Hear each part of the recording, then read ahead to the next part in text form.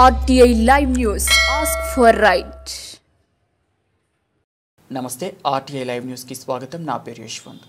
November 1వ తేదీ శనివారం బొబ్బిలి RPF ఆధ్వర్యంలో రైలు ప్రయాణికులకు అవగాహన కార్యక్రమం నిర్వహించారు.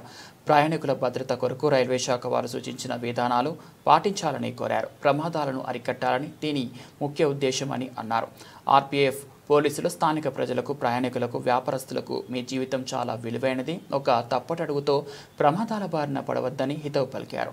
ప్రయాణికులు రైల్వే పట్టాలపై నడవరాదని, ప్రమాదాల బారిన పడే అవకాశం అధికంగా ఉందని, ఓవర్ బ్రిడ్జిల ద్వారా రైల్వే శాఖ వారు అనుమతించిన దారుల్లో వారి గమ్యాన్ని చేరాలని, రైల్వే యాక్ట్ సెక్షన్ నెంబర్ 147 ప్రకారం రైల్వే పట్టాలు దాటడం నేరం, దీనికి 6 నెలల జైలు శిక్ష లేదా 1000 రూపాయల జరిమానా, కొన్నిసార్లు 2 విధించవచ్చు. వేగం కన్నా ప్రాణం మిన్న అనే నానుడిని గుర్తుపెట్టుకొని సౌకర్యవంతమైన, సంతోషకరమైన జర్నీ చేయాలని అన్నారు. అదేవిధంగా ట్రైన్ ఎక్కిన సమయం, దిగే సమయంలో తగు జాగ్రత్తలు పాటించాలని అన్నారు.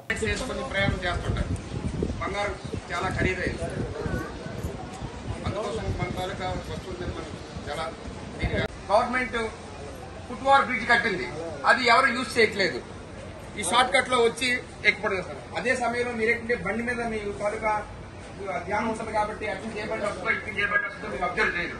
అది మీ ప్రాణానికి ప్రమాదం.